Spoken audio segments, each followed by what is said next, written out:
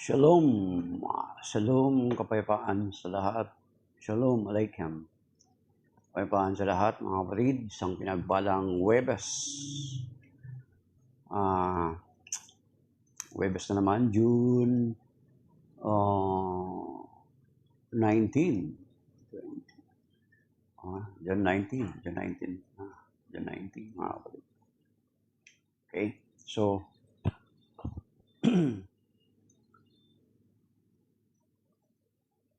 binabati natin yung ating mga followers, yung mga lagi nating nakakasama dito sa ating ginagawang live, at maging yung mga dumadaan lang, at maging yung mga separated brethren natin na from time to time ay nakikisa sa atin. So before that, bago natin pasimulan itong ating ginagawa na pagbabasa ng Ebanghelyo at pagninilay, binabasa natin ang Ebanghelyo ng Panginoon na binabasa sa lahat ng mga Katolikong simbahan. So, ang background ko ay ang parokya ng Our Lady of Annunciata sa Busok-Busok, Diocese ng Antipolo sa Rizal, sa Barangay Busok-Busok, sakop ng Diocese ng Antipolo. So yan, mga kapatid, yung harapan niya. Isa siyang kinukonsider siyang diocesan treasure kasi nakaranas na yan, nakaaabot na yan sa World War II. Ayan, pero nakasurvive, mga kapatid. So, before we'll start, let us pray. In the name of the Father, the Son, the Holy Spirit. Amen. Prayers to the Sacred Heart of Jesus. O most holy heart of Jesus, fountain of every blessing, I adore thee, I love thee, and with a lively sorrow for my sins, I offer thee this poor heart of mine. Make me humble, patient, pure, and wholly obedient to thy will. Grant, good Jesus, that I may live in thee and for thee. Protect me in the midst of danger.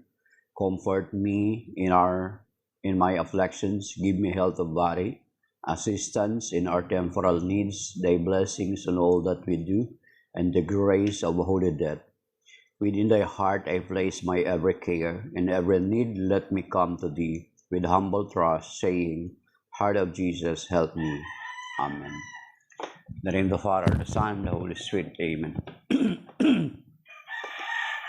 So yan siguro yan yung gawin nating prayer every day, kasi ngayon malapit na yung kapiyastahan ng Most Sacred Heart of Jesus. At the same time, ngayong buwan ay kinoconsider natin na month of the Most Sacred Heart of Jesus, mga kapatid. So, and the Gospel of the day, mga kapatid, punta na po tayo sa Gospel ngayon. The Gospel of the Lord is taken from the Gospel according to St. Matthew, chapter 6, verse 7 to 15. Glory to you, Lord.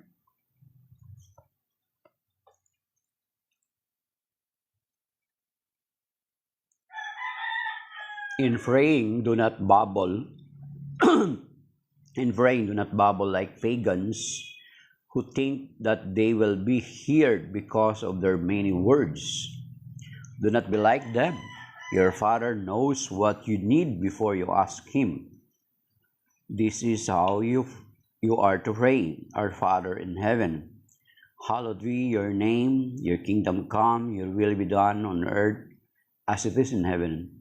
Give us today our daily bread, and forgive us our debts, as we forgive our debtors, and do not subject us to the final test, but deliver us from the evil one. If you forgive others their transgressions, your heavenly Father will forgive you. But if you do not forgive others, neither will your Father forgive your transgressions. The Gospel of the Lord. Praise to you, Lord Jesus Christ. Yan, mga kapatid.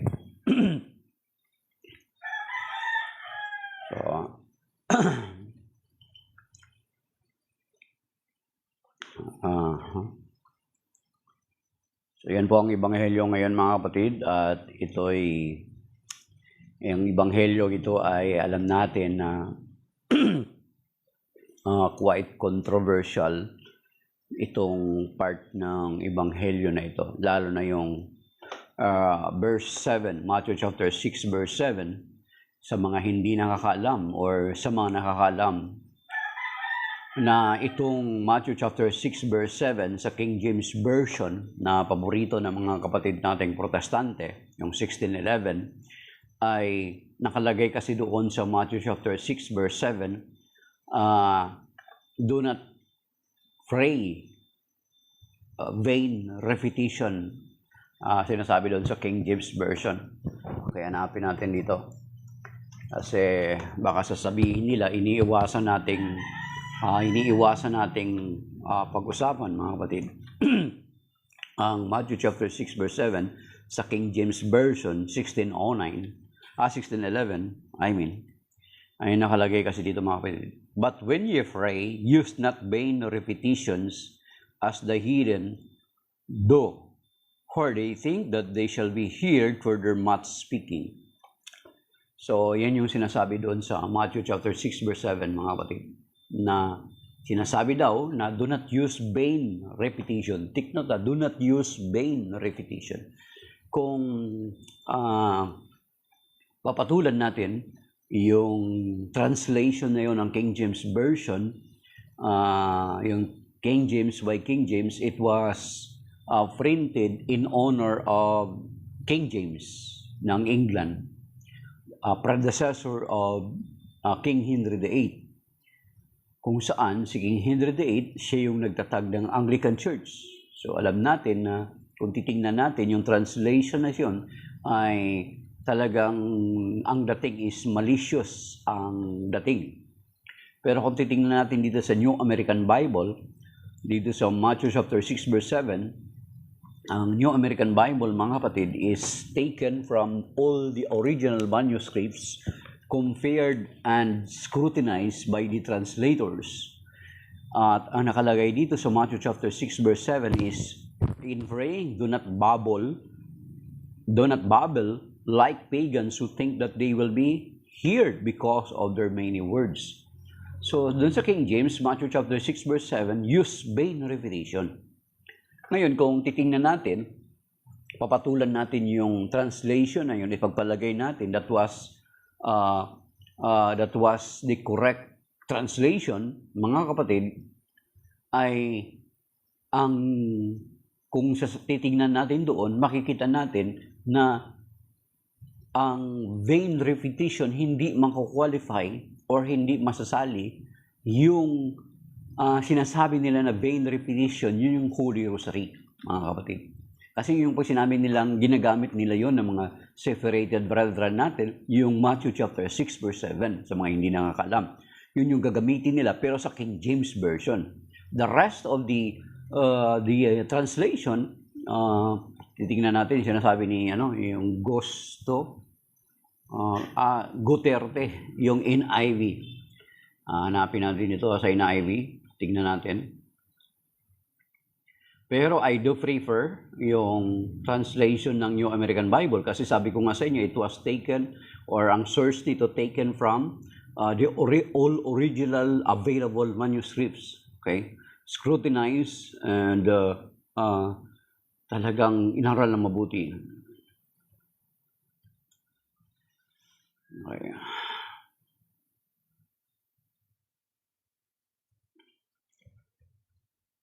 Okay. Tingnan mo dito sa NIV, Guterte, ang nakalagay dito, and when you pray, do not keep on babbling like pagans. Ayan, babbling din ang kanilang ginamit. Okay, yung ASV, English Standard Version. Okay.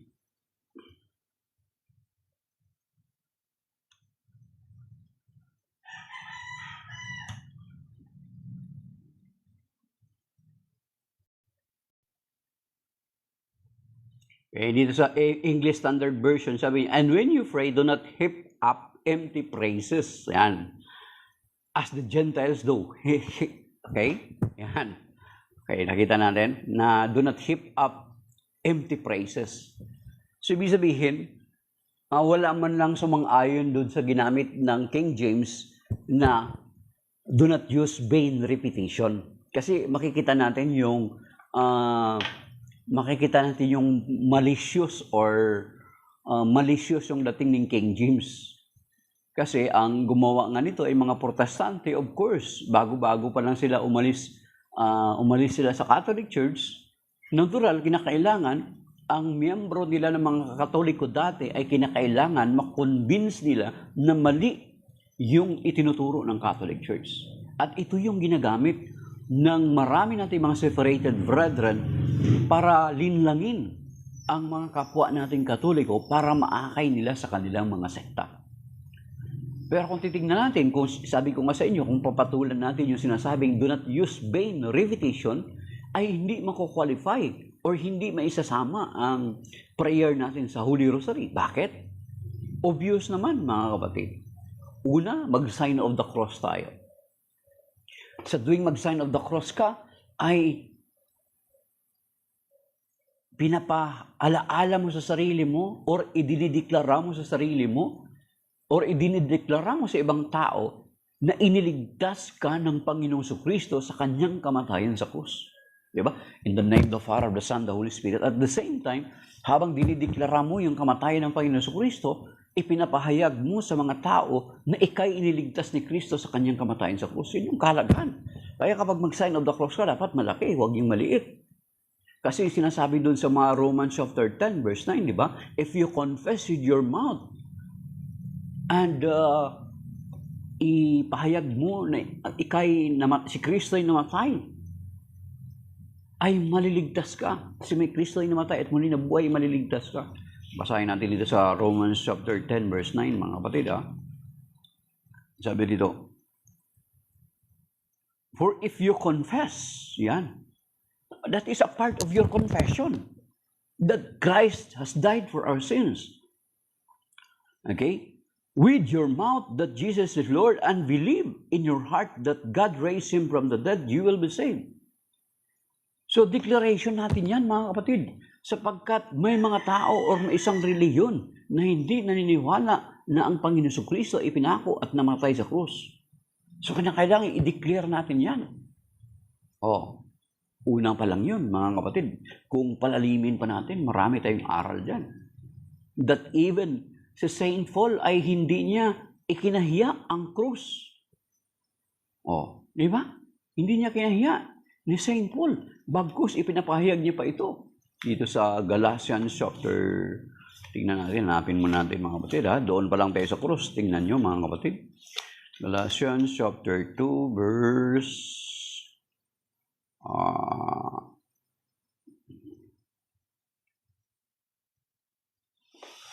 okay. Hanapin natin mga kapatid.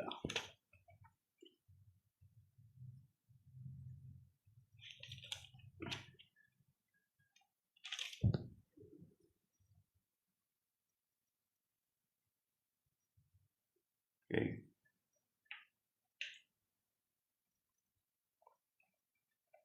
Galatians chapter 2. May na yung mata natin. Okay.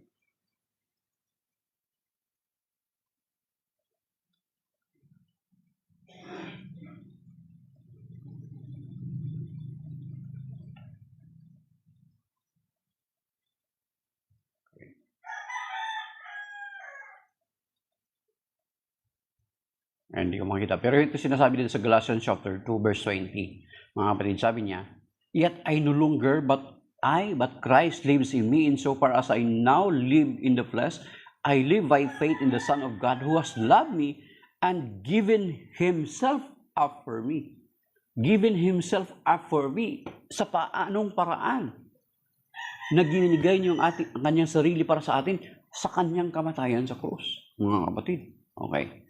So, inahanap ko yung sinasabi ng Saint Paul, mga kapatid. Okay.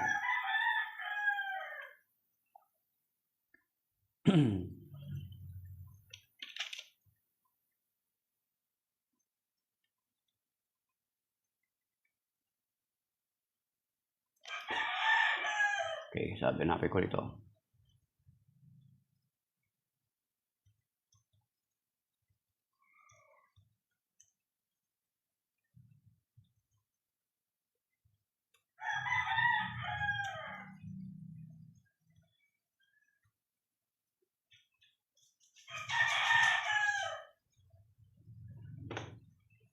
Yan, sa Galatians 6:14 mga kapatid pala.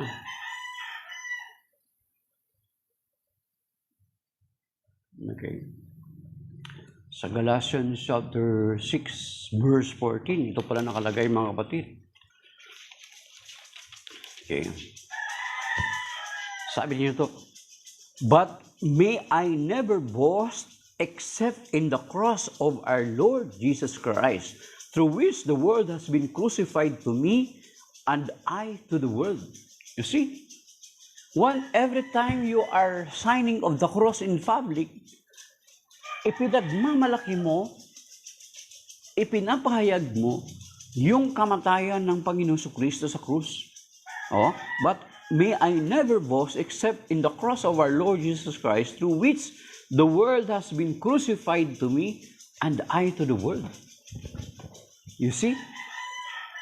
Kaya nga kung i-qualify natin ang Holy Rosary gamit yung version ng King James Bible, mga kapatid, na Matthew chapter 6 verse 7, hindi mako-qualify ang rosary or praying the rosary sa vain repetition na sinasabi ng King James Version.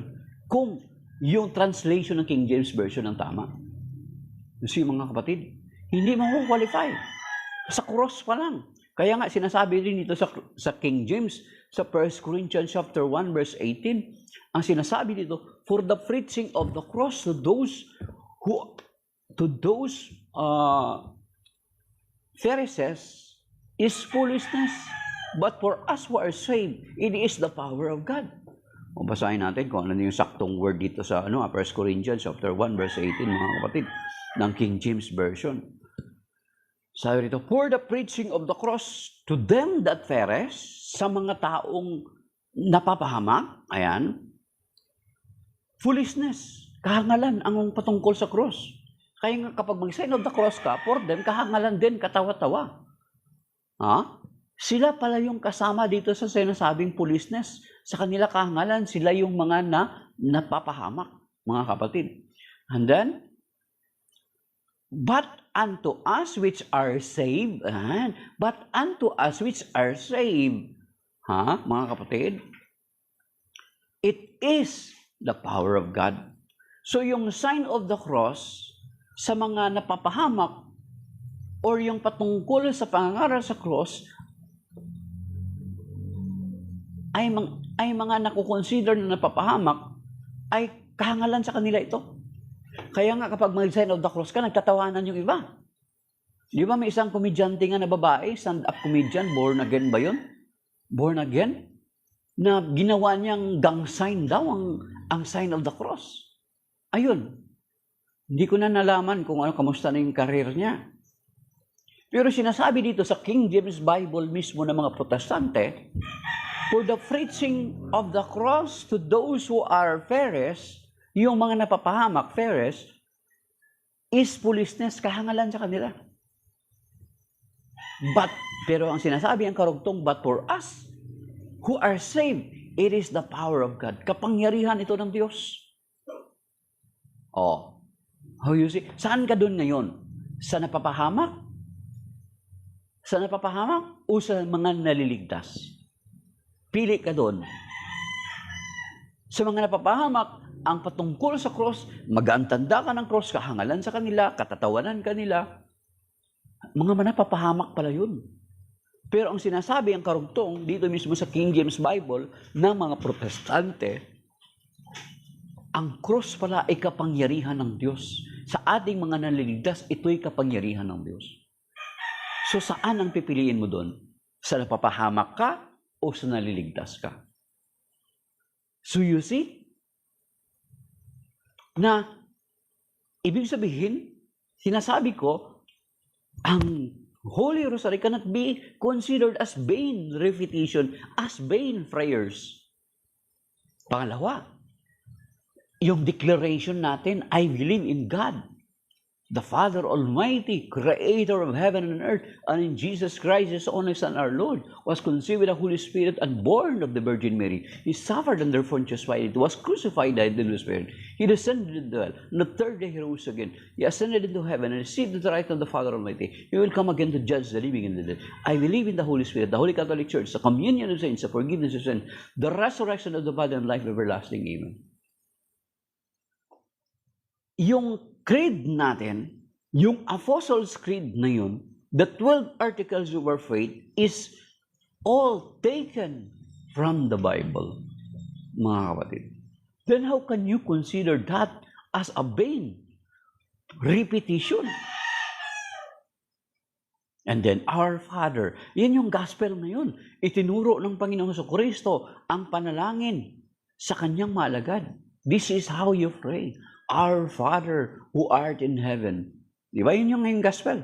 Matthew chapter 6, verse 9 to 13. Oh, our Father. Ang Panginoong Jesucristo nagturo, vain yan? Vain? Walang kabuluhan? To call God our Father? Our Father who art in heaven, hallowed be thy name, thy kingdom come. Thy will be done on earth as it is in heaven. Declaration mo yan.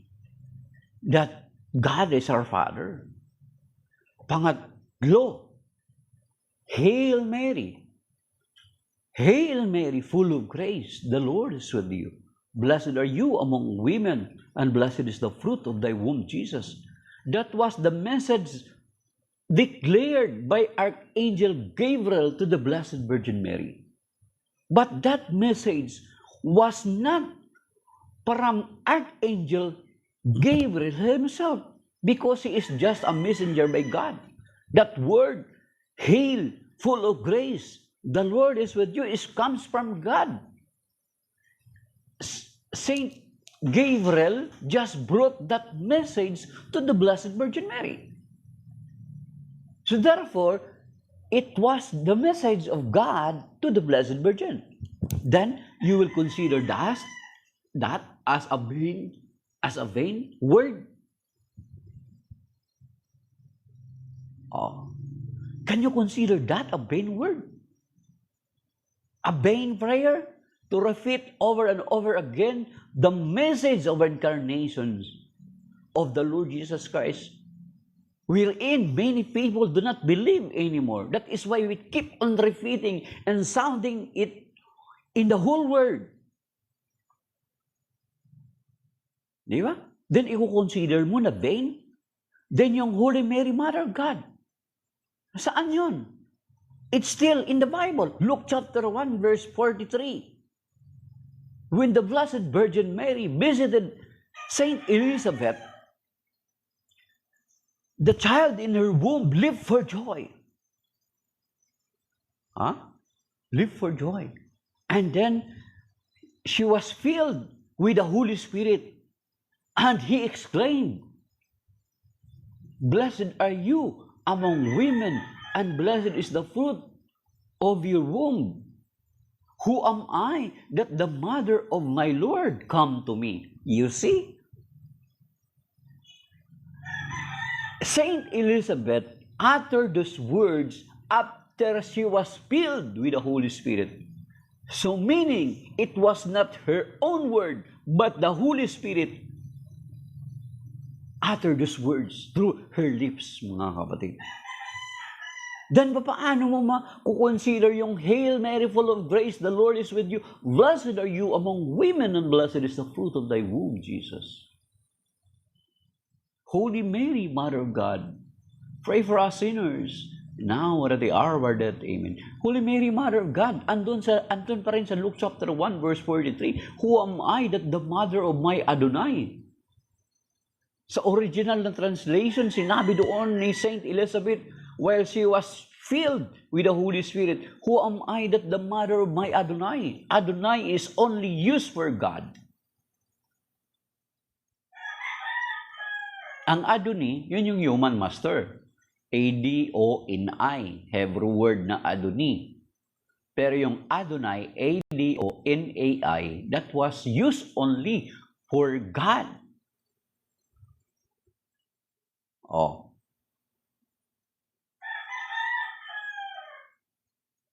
Then glory be to the Father, and to the Son, and to the Holy Spirit, as it was in the beginning, is now, and ever shall be, world without end. Amen. Sabi ni Kawikaan 15.3 na miyembro ni Eliseo Soriano na nagtatag ng lating daan ng MCGI. Tama na mga manloloko, sabi niya. So dapat kayo tama na, Kawikaan 15.3, di ba? Kahit yung founder mo, si Mang Eli Soriano, bago siya namatay, hindi ko lang alam kung totoo talaga namatay, bago siya namatay, sabi niya, inamin niya yung kanyang pagkakamali about sa Pope as the 666.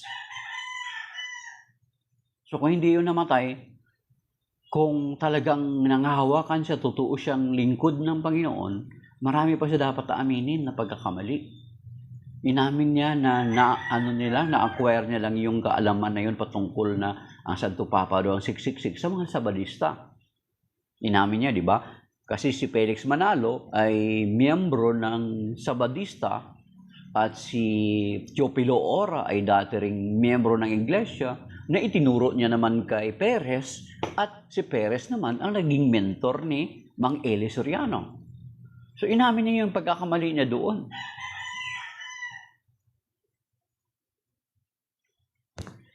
Sabi ni Mesako, may turo ba ang mga unang Kristiyano magrosaryo?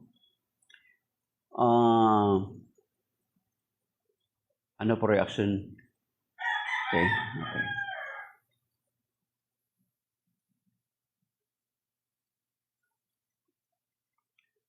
Mesako, may turo ba ang unang Kristiyano ng magrosaryo? It doesn't matter kung itinuro ng mga Kristiyano nung una ang magrosaryo. Later na lang na-develop ang rosary. Pero, alam natin na in the very start of the church, andun na yung parte ng rosaryo. So, it doesn't matter na kung itinuro ba ng una mga Kristiyano. Kasi nung una, ang sinabi ng Panginoon ay binigyan niya ng karapatan ng kanyang mga alagad. Diba? Andun sa Matthew chapter 16, verse 18, kung binabasa natin yun at iniintindi ng maigi, yung sinasabi doon, upon this rock I will build my church. Upon this rock I will build my church, and even the gates of Hades shall not prevail against it. Then sa verse 19, whatever you will loose here on earth shall be loose in heaven. Whatever you will bind here on earth shall be bound in heaven.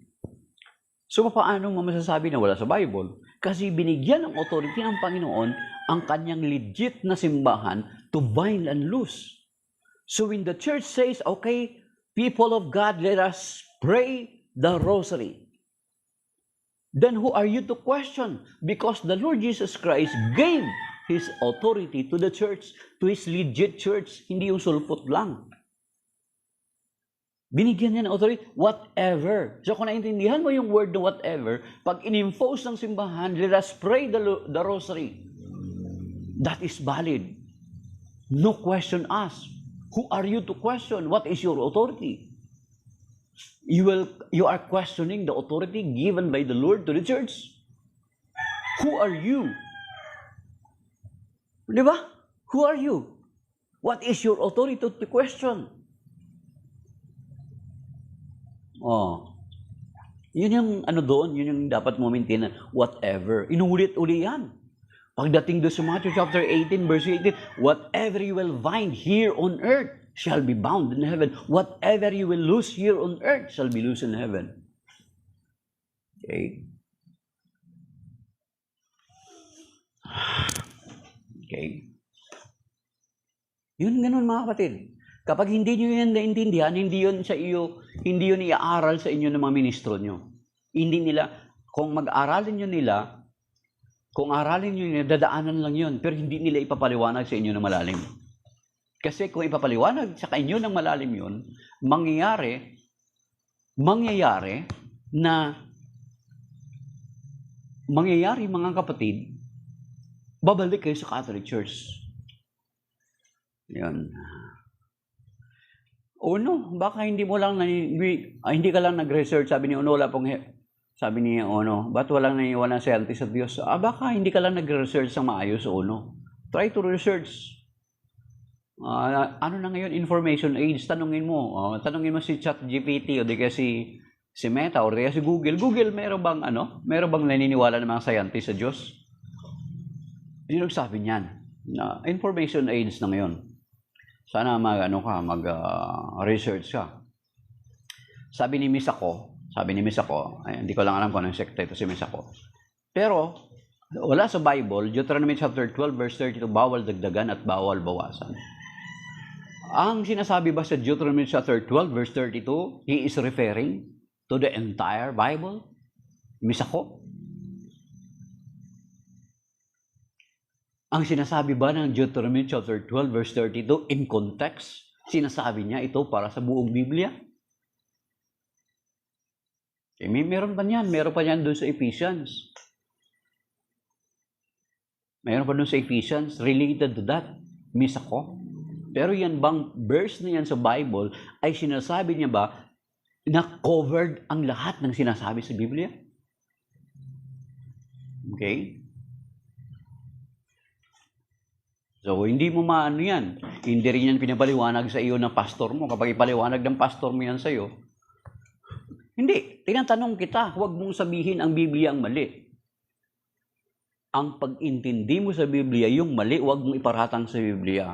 Kaya nga tinatanong ko sa iyo, in context, ang tinutukoy ba ng Deuteronomy chapter 12, verse 32 na sinasabi mo, Miss Ako, is, ang tinutukoy ba dyan is, ang buong Biblia ang sinasabi niya? In context?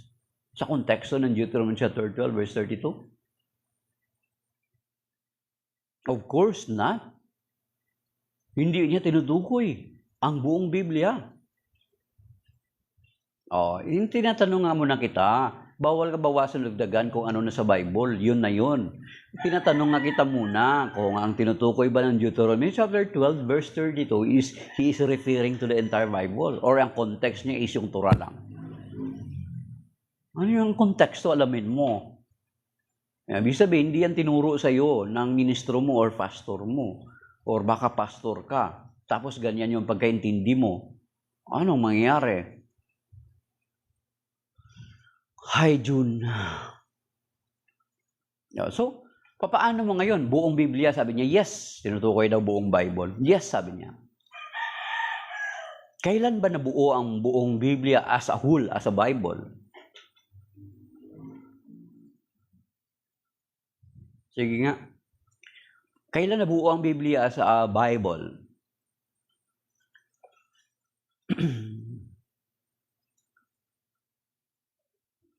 Sabi ni Dolph, pag safety talaga, ingat, puro kwento. Sige nga, Dolph, ipagmalaki mo nga anong sekta mo. Okay, ayan. Sige na mga kapatid, So, tinatanong natin si Miss Ako. Sabi niya, buong Biblia daw tinutukoy ng Deuteronomy chapter 12, verse 32. Paano niya ma-reconcile yan? Paano niya ma-reconcile yan na ang Biblia ay nabuo, yung kabuuan na compile noong 4th century? Then, paano niya masasabi na ang sinasabi ng Deuteronomy chapter 12, verse 32 is bawal bawasan o dagdagan? Okay?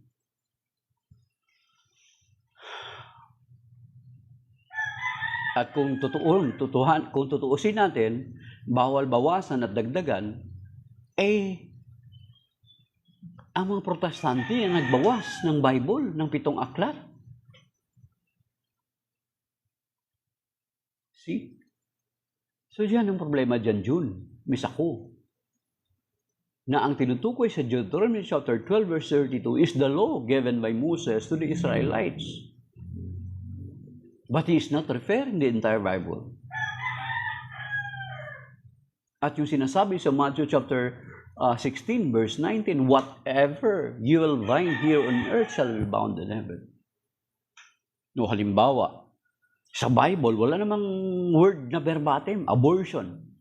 Pero the church impose it na bawal. Bawal. That is binding. No. Di ba? That is binding. Kasi ang authority, ibinigay ng Panginoon sa simbahan. Then who are you to question? Huwag mong sasabihin na iparatang mo sa Bible ang mali ang Bible, yung pag-intindi mo. Kasi yung konteksto ng Deuteronomy chapter 12 verse 32, hindi mo naintindihan. Okay. So, ayan mga kapatid. Yung glory be. Di ba? Luwalhati sa Ama, sa Anak, sa Espiritu Santo. Saan ba una nabanggit yung Ama, Anak, at Espiritu Santo? Sa Matthew chapter 28 verse 19. O din sa Biblia ulit, mga kapatid. Then sasabihin mo na ang rosary is a vain repetition. Sa introduction pa lang, malulula ka na. Sabi ko nga sa inyo, kung gagamitin natin itong Matthew chapter 6 verse 7, kung ipagpalagay natin na tama itong translation ng Matthew chapter 6 verse 7 sa King James, hindi mako-qualify ang rosary as a vain prayer. Nag-umpisa tayo kanina sa cross. Pagdating sa glory be, luwalhati sa Ama, sa Anak, sa Diyos, sa Espiritu Santo. Kapara, nung unang-unang ngayon at magpakailanman, magpasawalanggan. Amen. Basahin mo yung Book of Revelation. Ang mga angels, ang mga elders dyan, basahin nyo, kayo, i-challenge ko kayo. Basahin nyo, they keep on praying over and over again. The same word, the same utterances. As a matter of fact, yung mga protestante natin mga kapatid, paulit-ulit din sila manalangin. Tingnan nyo kahit sa Inc. Sa Inc. 1914, kapag manalangin sila, di ba may mga nag-leak na mga prayer nila? May nag-leak na prayer nila. Di ba? Sinasabi doon, upo, siya nga po, amen. Upo, siya nga po, amen. Upo, siya nga po, amen. Upo, siya nga po, amen. Kung kailan, ilang minutes yung prayer nila, yung sumasagot pa ulit-ulit. Sa mga protestante, alam nyo ba? Alam niyo ba sa protestante? Di ba ang worship song is a form of prayer? I worship you.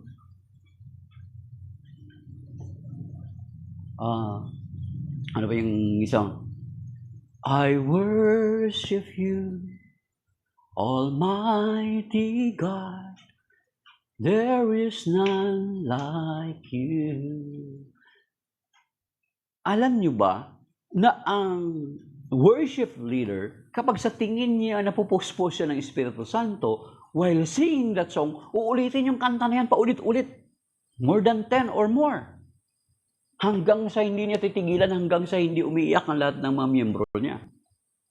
Yung congregation. Uulit-ulitin yung prayer yun. Hallelujah,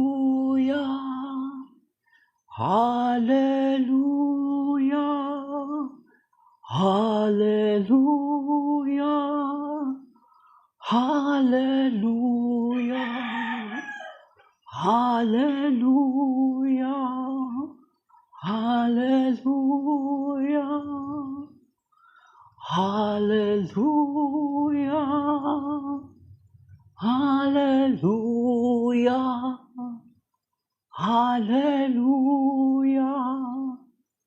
Hallelujah. Paulit-ulit. So kung ipagpalagay natin, tama yung translation ng Matthew chapter 6 verse 7 sa King James Version, mga kapatid, even our Protestant brethren are guilty of it. At the same time, ang Psalm 136 is mali. Kasi basahin niyo yung Psalm 136:10, ulit-ulit lang. Until matapos, paulit-ulit. 2 Corinthians chapter 12, St. Paul prayed repetitively. He repeats his prayer. Our Lord Jesus Christ repeats his prayer 3 times in Matthew chapter 26, in the Garden of Gethsemane. Okay.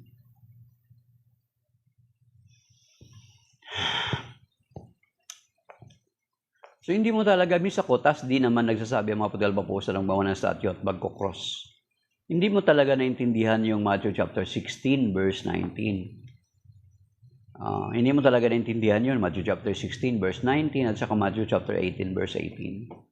Kaya, ganun yung ano mo na hindi naman nagturo ang mga 12 apostle na magkocross. Pero, bakit ngayon ang Catholic Church nagkocross? Pero alam mo yan na kahit may mga ancient church fathers na mismo sila si Saint Cyril of Jerusalem, na sila mismo ng mga early Christians nagtuturo na kapag lumabas ka, kumain ka, matulog ka, umupo ka, mag-antanda ka ng cross. Kasi that is a declaration of your faith. Romans chapter 10 verse 9, 1 Corinthians chapter 1 verse 18. Yan. So kung hindi mo talaga intindihin yon, yung Matthew chapter 16 verse 19, talagang ipipilit mo talaga yan na miss ako. Pero kung naintindihan mo Matthew chapter 16 verse 19 at saka Matthew 18:18, magko-concede ka na sa ganyang idea mo, hindi mo na ipipilit yan. Okay mga kapatid. So enough for mess ako kasi marami na tayong binigay sa kanya.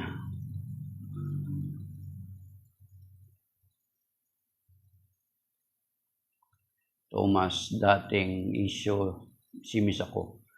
Magdasal kami sa ako, magpag-guide ka sa Holy Spirit. As indeed.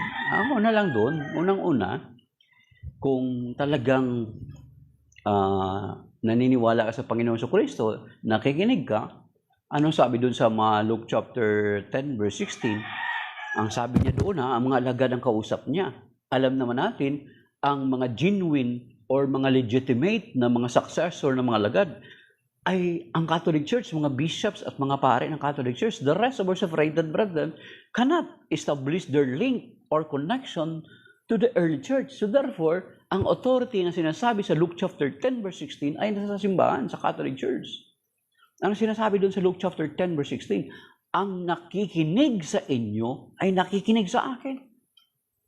So ibig sabihin, once na magsalita ang simbahan, gamit yung authority given to them in Matthew chapter 16 verse 19, in Matthew chapter 18 verse 18, if you are not listening to them, then you are going against with the Lord Jesus Christ Himself.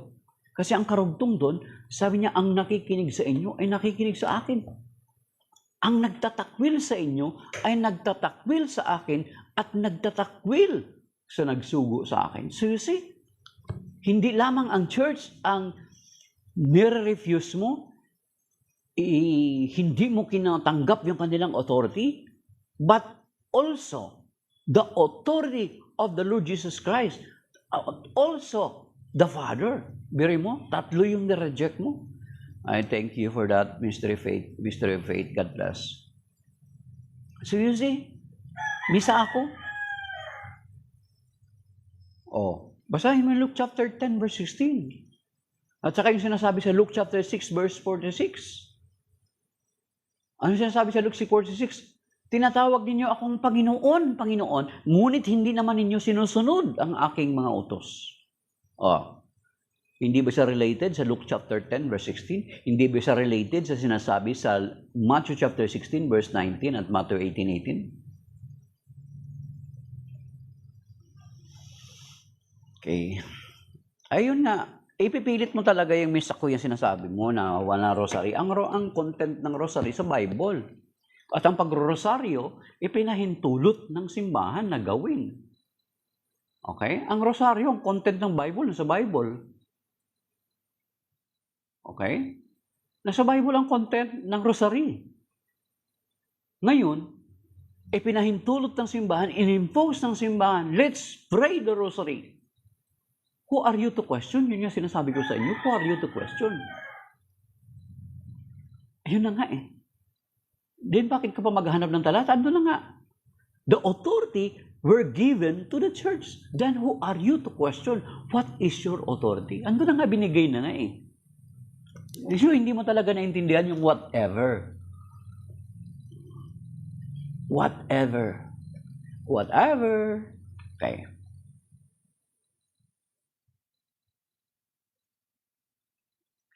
Bakit bawal sa inyo magtanong? Eh, sinasagot ka na nga eh.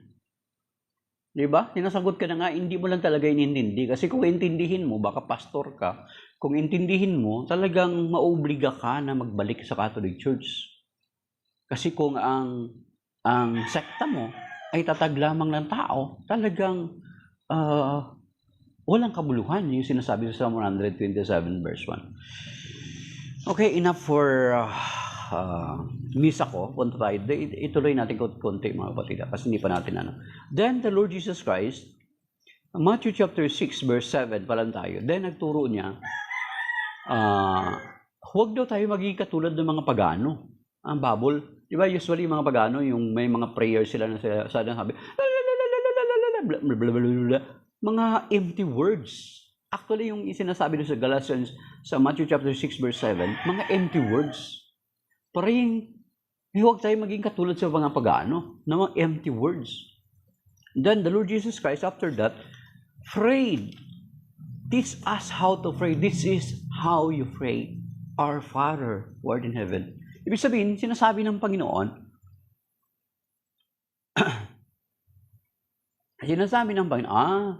member pala ng dating daan itong si ng MCGI si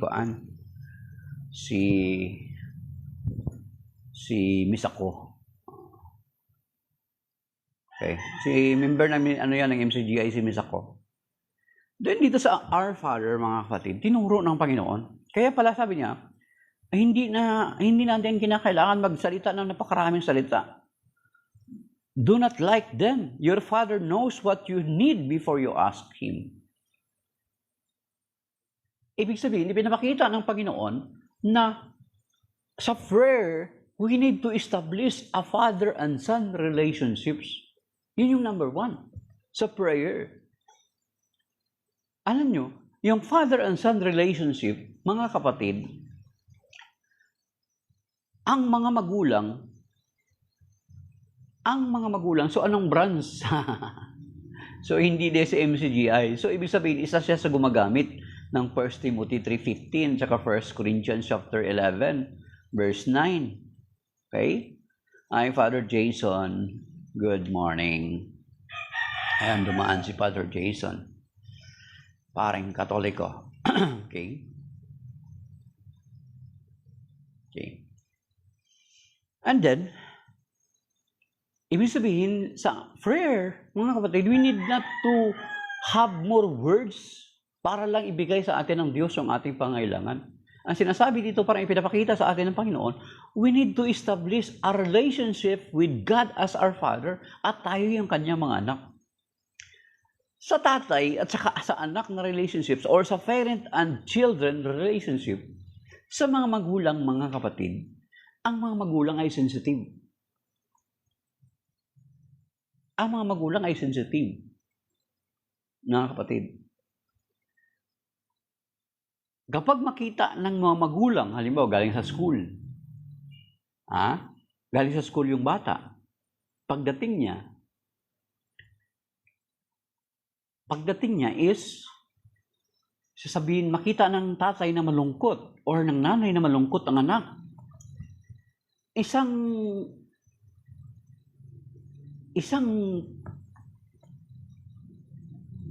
pagkakamali or hindi tama na pag-uugali ng magulang na hindi man lang niya tanungin yung anak niya. Tama? Tatanungin mo yung anak mo, bakit ka malungkot? Ano ba nangyari?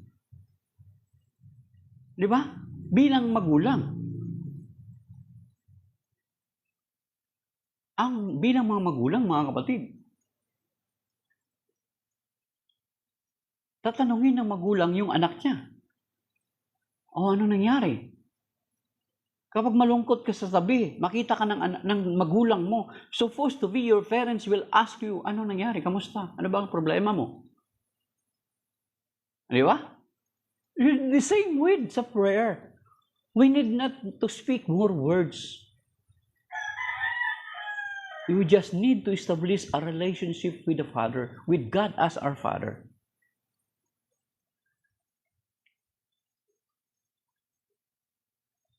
Buntong hininga lang. Di ba? Sinasabi kanina, narinig ko dati kay Brother Mike, buntong hininga lang. Di ba? Kahit mag-death ka lang, kahit ikaw, kahit kaibigan mo, kahit kasama mo sa trabaho, makita mo na malungkot, napaka walang hiya mo naman, hindi ka naman mabuting kaibigan kung hindi mo man lang sa tanungin kung anong problema niya. Yun mga kapatid. Cookies, good magandang umaga. Okay. Yun. Our Father who art in heaven. So, in prayer, kung alam natin that we are the children of God, simple lang. Kung alam mo na anak ka ng Diyos, di ba? Ang anak, tingnan nyo, yung mga anak. Tingnan nyo yung mga anak. Ma, kailangan ko ng project sa school. Of course. Hindi na mag-ano yung bata. There are times na uulitin nung bata kung nakalimutan yung magulang. I-remind niya. O di kaya, di ba, may mga bata, halimbawa may mga magulang nangako na ibibigay yung ganito. I-remind ng bata yung ipinangako ng magulang niya sa kanya. Ganon din dapat tayo. I-remind natin sa Diyos yung kanyang pangako. Di ba, Lord, nangako ka na sa Matthew chapter 7, verse 7 to 11, kumatok kayo at kay pagbubuksan, humanap kayo at kayo may makakasumpong, humingi kayo at kayo bibigyan. Kung magasin, i-remind mo sa magulang mo, ganun din yung mga bata. Kapag nakalimutan ng kanilang magulang, yung kanilang ihiningi sa kanilang magulang, nakalimutan ng magulang, i-remind niya. Di ba pangako mo na ganito? Di ba, Lord, pangako mo na ganito yung pangako mo? We are claiming the promises of God. Yun yung importante, mga kapatid, a relationship with the Father.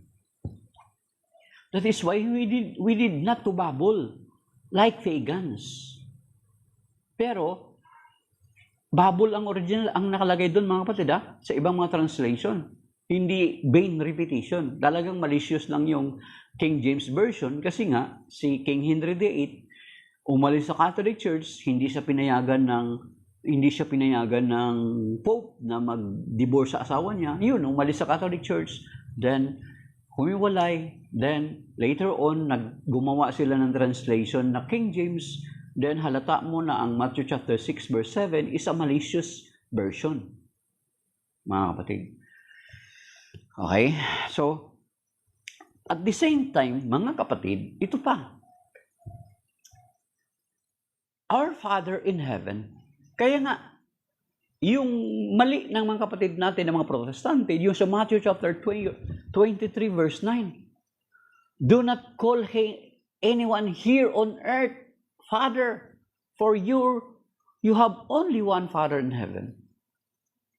Take note, mga kapatid, na dito sa prayer na ito, kung talagang iisa lang ang Ama sa langit, ang Ama, there is no need na i-attach pa yung word na in heaven.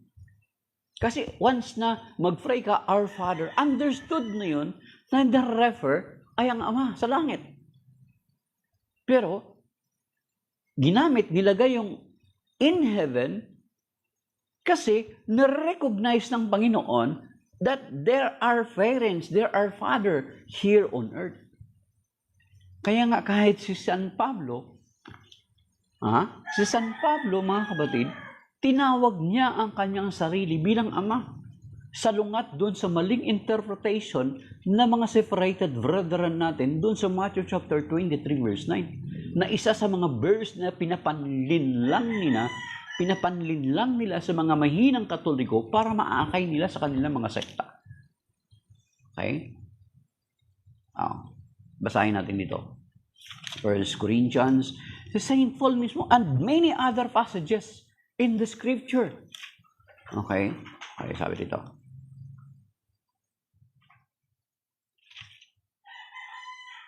Verse 15 to 16.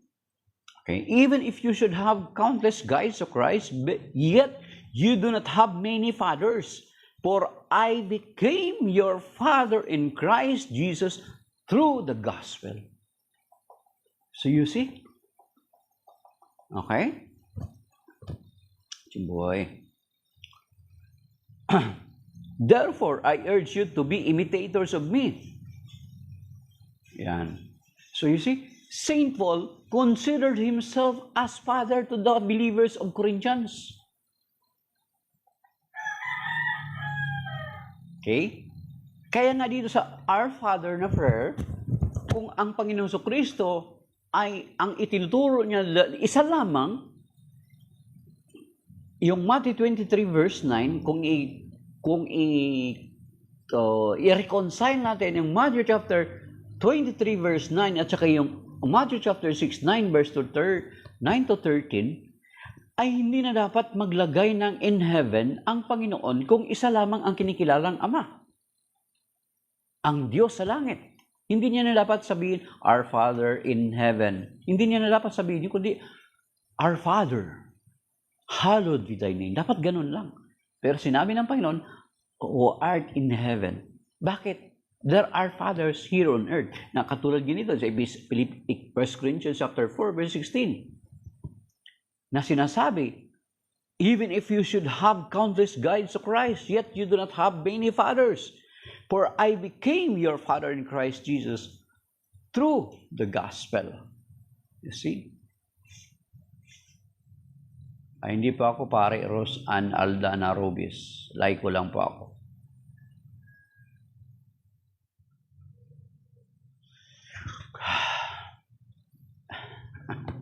Talagang yung word, ang content ng rosary, pinipilit talaga ni Miss Ako, no? So, obvious na si Miss Ako talagang member to ng isang grupo ng gumagamit ng pangalang Church of God kasi hindi raw sa MCGI. So, isa sa mga sekta, sa mga libu-libong sekta na gumagamit ng pangalang word Church of God. At hinahanap niyo yung word na rosaryo. Ang content ng rosaryo is nasa Bible. Ang rosaryo wala sa Bible, pero ang sinasabi ng banal na kasulatan, uulitin natin, na sinasabi ng Panginoon na kung ano man ipahintulot ng simbahan dito sa lupa, ipapahintulot sa langit. So therefore, the church allows to have a rosary. Then, sino yung nagko-question? Bakit magko-question si Miss Ako? At the same time, Miss Ako, where in the Bible that I need to find every word in the Bible? Bigyan mo ako ng talata. Yan na lang, mystery of faith. Where in the Bible that I need to find every word in the Bible? Yan. Sige nga, Miss Ako, saan sa Bible na dapat hanapin ko lahat sa Biblia? Hindi na natin inintindi yung context, no? Dapat intindihin yung context at yung sinasabi ng Panginoon, whatever nga eh. Kaya nga mga kapatid, ang abortion, verbatim, wala talaga sa Bible. Ang nakalagay lang sa Bible, thou shall not kill. Pero ang abortion, word abortion is not in the Bible. But the church forbid, doesn't allow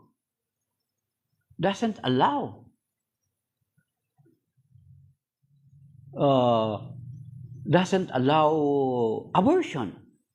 So therefore, bawal yan. First, sabi ni Miss Ako, 1 John 4:1, subukin ninyo ang lahat ng Espiritu. Pwede. Subukin natin ang lahat ng Espiritu. Okay. Subukin natin, Miss Ako.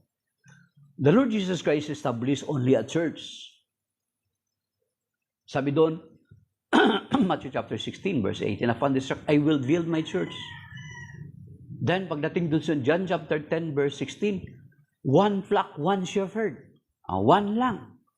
Then pagdating Ephesians chapter 4, verse 5 and 6, one Lord, one faith, one baptism. Then sa John 17, the Lord Jesus Christ prayed for the church to be one. And then in Matthew chapter 10, verse 30, at 12, verse 30. Okay? Dinasabi doon, ang hindi panig sa inyo, ang hindi panig sa akin ay laban sa akin. At hindi tumutulong mag-ipon ay nagkakalat. Ngayon, nagtatag lamang ang Panginoon ng isang sekta. Ng isang simbahan, not sekta. At kung titignan natin yung simbahan na yan, is the Catholic Church yan. Ngayon, ikaw kabilang ka sa sekta na tatag ng tao. Sa Psalm 127 verse 1, kapag ang sekta mo or yung pananampalataya mo or relihiyon mo tatag lamang ng tao, ay walang kabuluhan yan. Ayon sa Matthew chapter, sa Psalm 127 verse 1. See? Walang kabuluhan yan.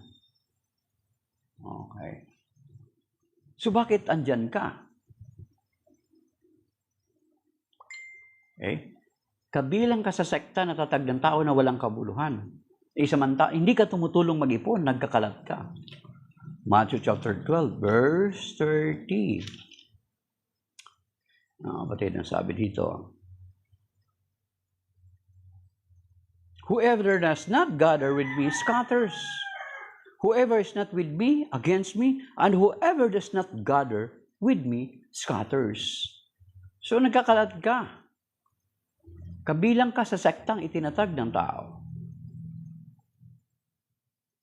Okay.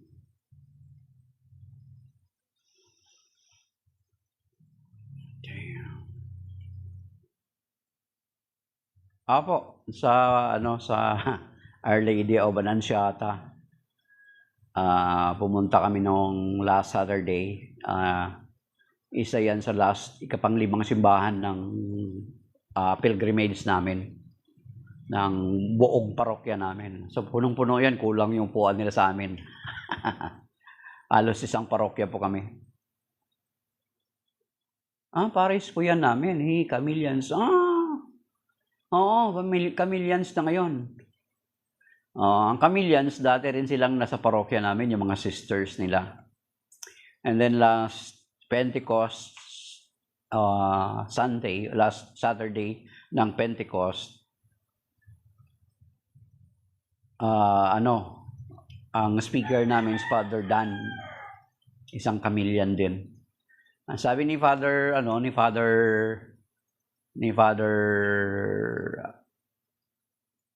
Bon, yan si Father Bon sa gitna. Sabi niya, may close relationships talaga yung Camilian daw sa PSDP. Ang congregation kasi ng nakakasakop sa simbahan namin is Four Servants of the Divine Providence, PSDP. So, ang Camilian daw, sila daw ang nagbigay ng invitation para makapunta ang PSDP dito sa Pilipinas. Yan. Okay. So, kung i-test natin ang every spirit na sinasabi ni Miss Ako, ibig sabihin, ang spirit mo, Miss Ako, is not the Spirit of God. The spirit of division. Kasi naisibang sekta ka, kinukumpit ng sekta mo ang simbang itinatag ng Panginoon Jesucristo. Then your spirit is not the Spirit of God. Kasi ang Espiritu Santo hindi mag-create ng dissension. Hindi mag-create ng division. Ang demonyo ang nag-create ng division. Think of that. Kasi ang demonyo, or diablo, ang etymology niya is diabolos. Ang ibig sabihin ng diabolos, to divide. At yun sinasabi sa John chapter 10, verse 10. Sa John chapter 10, verse 10, hanapin mo. And then, pagdating sa Galatians chapter 5, verse 19, kasama yan dun sa binabalaan ng Panginoon, yung pagkakampi at pagkabahabahagi ay hindi magmamana ng kaharian ng langit. At sinasabi dun sa Romans chapter 16. Okay.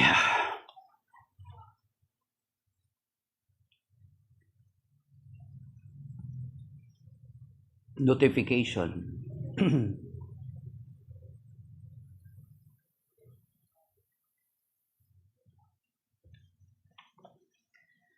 John chapter 10, verse 10, the devil cometh to kill, and to destroy. Yung destroy, yung word na destroy. But Jesus came to give life.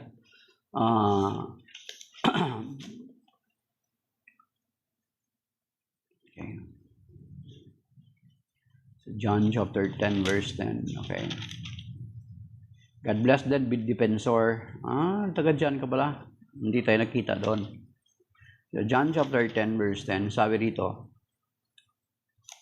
ito sabi a thief and go out and find, a thief comes only to steal and slaughter and destroy. Yun yung purpose niya, to destroy. Destroy the church by dividing it. Yun yung subtle style of destroying the church. Divide and conquer. At yan ay gawain ng Diablo, hindi gawain ng Espiritu Santo. So therefore, yung sinasabi mo yung 1 John 4:1 to test every spirit, qualify ka doon. You are not guided by the Holy Spirit. Okay? Especially kung nag-create ka ng dissension. Paano masasabi mo nag-create ka ng dissension? Nagtatag ka ng sarili mong sekta or kabilang ka sa isang sekta. Then you are competing the church founded by the Lord Jesus Christ. Anong sinasabi dito sa Romans chapter 16? Ito sinasabi miss ako. Romans chapter 16 verse 17 to 18. Okay, sabi rito, I urge you, ito mga kapatid Romans chapter 16 verse 17 to 18. I urge you, brothers, to watch out for those who create dissensions and obstacles in opposition to the teachings that you learned. Learn. First century to, natutunan from the very apostles. Okay? Avoid them. Verse 18, for such people do not serve our Lord Christ, but their own appetites, and by fear and flattering speech, they deceive the hearer, the hearts of the innocent.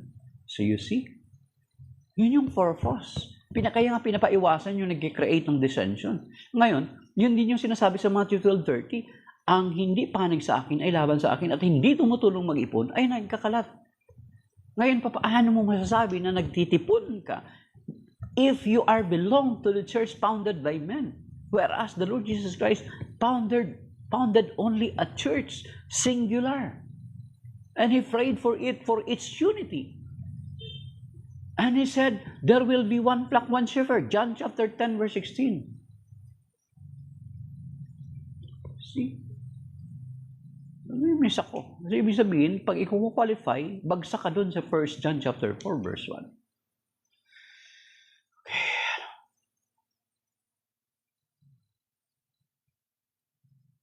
Okay.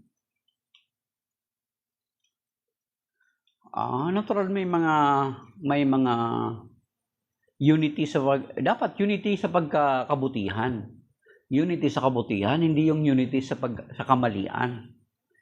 Natural kung hindi mo naman ma-blame yung mga pari na magtawag ng ganun kasi nung unang-una, yun nga.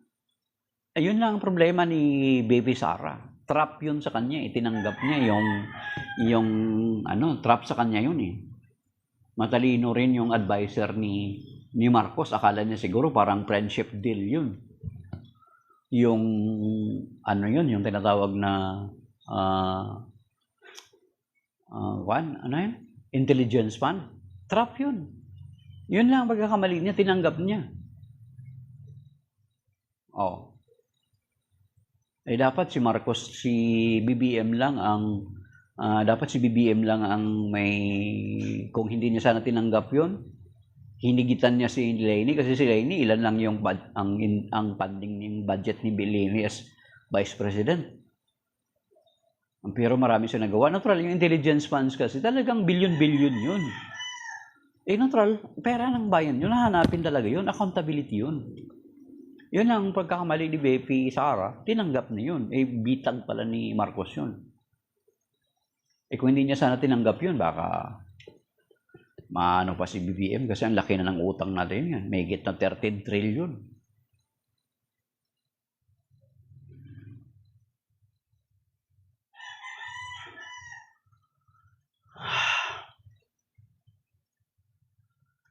Ang ibang mga pare, may mga personal political will naman yun. Hindi naman yun robot na nagpapagamit. Okay? Hindi naman robot yun na nagpapagamit. Sabi ni Gray Fox, be careful who you support. Kung magsusuporta ako sa tama, hindi naman ako nahiya na kung sino yung ano yung susuportahan ko. Yung susuportahan ko yung tama. Magbaklas ng tawag nito, ng followers, walang problema sa akin. Ganun talaga yun. Para for you to know, Gray Fox, ang friends ko dati sa Facebook, mga 5,000 na. Tinanggal ko mga 3,000.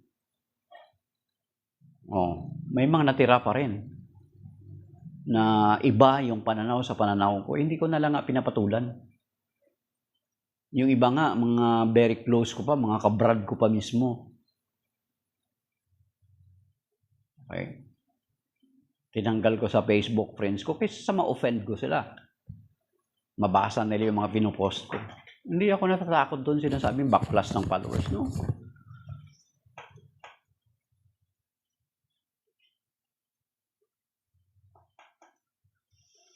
Okay.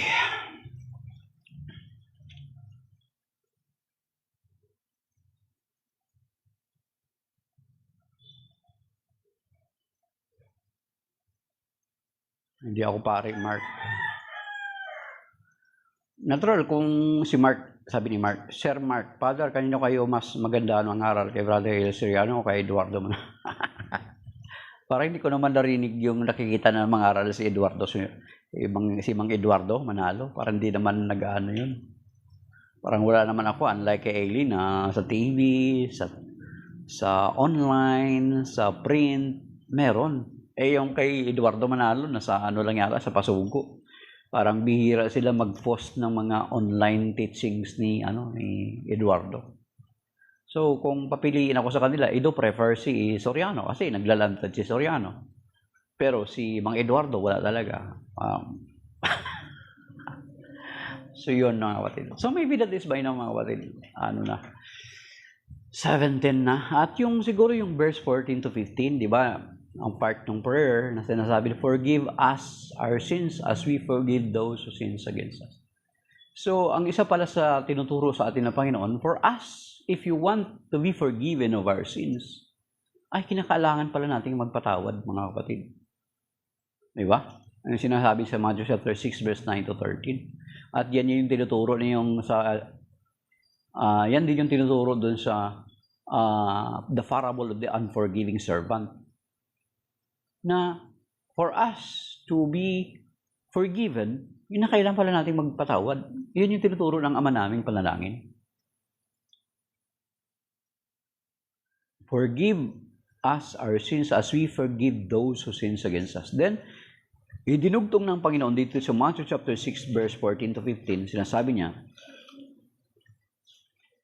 na, because if you will not forgive, ito mga kapatid, mabigat to Kung gusto natin talagang mapatawad sa ating mga kasalanan, ito pala yung dapat natin gawin.